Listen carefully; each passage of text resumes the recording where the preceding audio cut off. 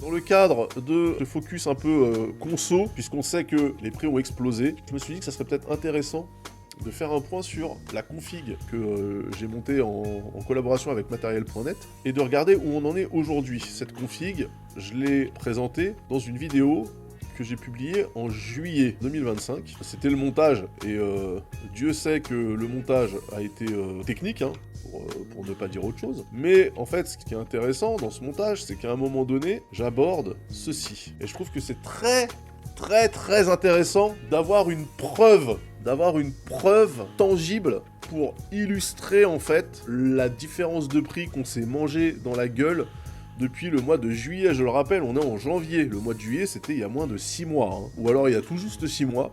Et pourtant, on a tendance, enfin, le truc va tellement vite que voilà, on oublie. Donc en fait, ce que j'ai fait, c'est que j'ai commandé une petite étude indépendante auprès d'un organisme indépendant, hein, qui s'appelle Onculus Rodka.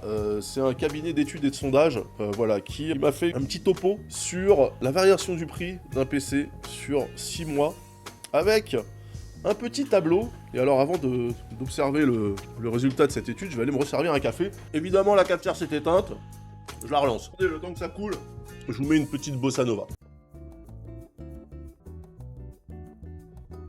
J'adore cette cafetière. Entre la purge quand tu l'allumes et la purge quand elle s'éteint toute seule au bout de 3 minutes, bah t'as déjà éclaté la moitié du réservoir d'eau alors que t'as bu qu'un café. Donc, les résultats de cette étude, commandée auprès du cabinet Onculus Rodka, un cabinet de conseil qui m'a fait une présentation en 2 slides pour vérifier si oui ou non il y avait bien un gros écart de prix entre le prix de ma config en juillet et le prix des mêmes composants aujourd'hui. Eh bien, le rapport est paru aujourd'hui dans La Tribune et Challenge. Et j'ai quand même l'impression qu'on se fait bien baiser. Mais, il y a quand même quelque chose d'assez intéressant à noter, c'est que le prix des composants ne sont pas tous à la hausse. C'est-à-dire qu'entre juillet et janvier, il y a quand même des composants sur lesquels on a gagné de l'argent. Par exemple, le prix du boîtier lui-même n'a pas changé. Hein. Il est toujours vendu 190 €, globalement, ça ne change pas. En revanche, et ça c'est une surprise, la carte mère Asus ROG Strix, hein, donc tête de chouette, masque de Raptou, RGB dans tous les sens et tout, eh ben, quand moi j'ai monté ma config, elle était à 370 € et maintenant elle est à 300 balles, vous gagnez 70 € les gars. C'est quand même incroyable.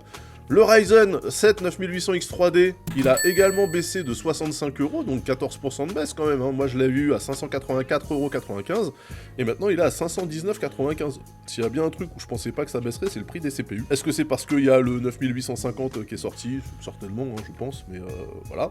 Bon alors, évidemment, la RAM... je vais vous dire, j'avais oublié que je l'avais payé ce prix-là.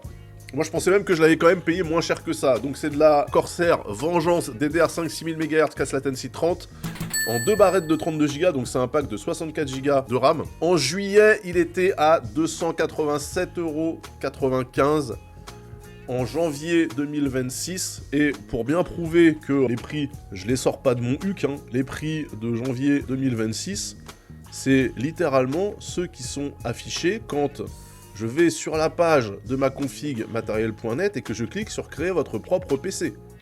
C'est-à-dire que le configurateur me ressort exactement les mêmes composants.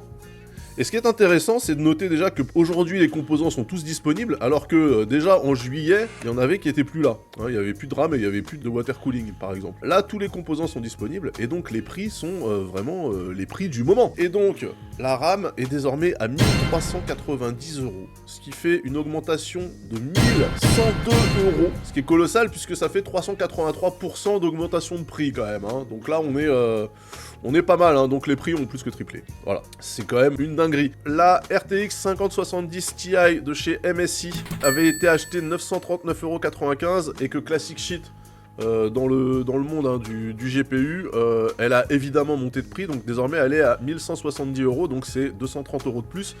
C'est plus, mais c'est quand même largement moins que ce qu'on aurait pu attendre quand on sait par quel chemin est passé le marché des cartes graphiques depuis le Covid avec les mineurs de crypto, etc. C'est-à-dire que moi je pensais qu'on serait encore plus cher que ça.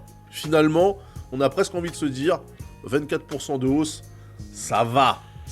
Autre point très intéressant, puisqu'on parle de la RAM, mais qu'on avait dit hein, que tout le milieu s'accorde à dire que la hausse de prix qui se constate du côté des puces mémoire ne concerne pas que la mémoire vive, mais également le stockage, eh bien le NVMe de 2 Tera Kingston Fury Renegade qui coûtait 190 € en juillet coûte aujourd'hui 650 €. Ça fait 460 balles de plus et 242% d'augmentation. L'alimentation, mine de rien, c'est quand même un truc, on n'en parle pas des masses, des alimes. C'est également une alim Asus ROG, donc avec des LED RGB dans tous les sens et plein de sucreries dans le même genre. Sa principale particularité, c'est qu'elle est au format SFXL, donc c'est fait pour les petits boîtiers, hein, c'est fait pour les Small Form Factor PC, donc en mini ITX. Et elle balance 850 watts, ce qui est quand même le minimum, je pense, pour 9800 X3D et une carte graphique un peu véloce. Et ben, elle a pris 10 balles. Voilà, donc elle était à 240 € en juillet, elle est maintenant à 250 € en janvier, 6 mois plus tard, donc elle a pris 4%. Et enfin, le water cooling all-in-one de chez Be Quiet, qui est un Pure Loop 2 240 mm, il est passé de 115 € à 85 €, il a donc baissé de 26%, 30 € d'économie, il a baissé de 26%. Donc, ces baisses viennent un peu compenser les hausses, mais incroyables, c'est-à-dire que la plus grande baisse, c'est moins 26% du prix, alors que la plus grande hausse, c'est 383% quand même.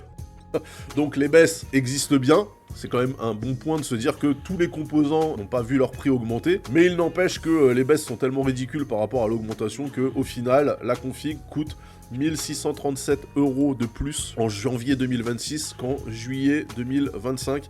Ça fait 156% à la hausse, puisque la config coûtait 2917,60 € en juillet 2025 et que désormais elle coûte 4554,60 € en janvier 2026. Plus 1137 balles. C'est 156% du prix initial. Comme tout est mouvant, comme les prix sont constamment mis à jour, etc., on a tendance un petit peu à oublier, tu vois. Par exemple, si ta RAM, tu l'achètes 1390 € aujourd'hui, mais qu'il y a 3 semaines, elle était à 650 €, généralement, tu vas parler de l'augmentation depuis il y a 3 semaines, tu vois. Alors que là, quand tu te rappelles et que c'est bien figé quelque part, visible dans une vidéo, parce que moi je passe pas mon temps à aspirer les sites internet que je consulte pour être sûr de pas me faire niquer, je me suis posé la question hier à 2 h du matin en me disant « Eh mais attends, est-ce que par hasard, parce que je voulais évidemment parler de l'augmentation des prix, parce que vous savez que c'est un sujet qui me tient à cœur et on le suit régulièrement ici, et je m'étais dit est-ce que j'ai une trace quelque part du prix vraiment initial, au moment du montage de la config ?» Et quelque chose me dit que même le 287 € des 2 barrettes de RAM Corsair, si ça se trouve par rapport au mois de mai, quand vraiment j'ai commencé à recevoir les pièces et tout, déjà il avait peut-être bougé. C'est ça aussi qui est intéressant, c'est de voir à quelle vitesse le truc s'est emballé quoi. Là on parle pas de quelque chose qui s'est passé sur 5 ans en 6 mois. Donc effectivement, moi si on me pose la question, est-ce que j'achèterais aujourd'hui cette config à 4554,60 €, eh bien je vous dirais non. Voilà, je vous dirais non parce que clairement on est sur des prix qui n'ont plus aucun rapport avec le réel. Hein. Le fait que ma RAM, je la paye 4 fois plus cher, en fait ça va pas changer la qualité de la RAM. C'est-à-dire que la DDR5 6000 MHz casse latency 30, c'est même pas les meilleurs modèles de RAM. Voilà. Donc clairement, hein, là le prix, jamais de la vie. Jamais de la vie je mets ce prix-là dans une config. Hein. T'as pas acheté une 5080 depuis? Ah non. Ah non, non, non, non, non, non, non, non, non. Le seul truc que j'ai rajouté sur cette config, depuis que je l'ai monté, c'est le riser entre la carte mère et la carte graphique, parce que celui du boîtier Lianli qui est fourni avec, non seulement il est en PCI Express 4, mais surtout il est en gigamerde. Bon, gardez quand même en tête hein, que le plus important, quand même, c'est de se dire que à 6 mois d'intervalle, tu vas claquer 1637 €, c'est-à-dire le prix d'une config gaming de moyen de gamme quand même, uniquement en prix supplémentaire. Tu n'auras pas 1637 € de perf en plus par contre. Hein.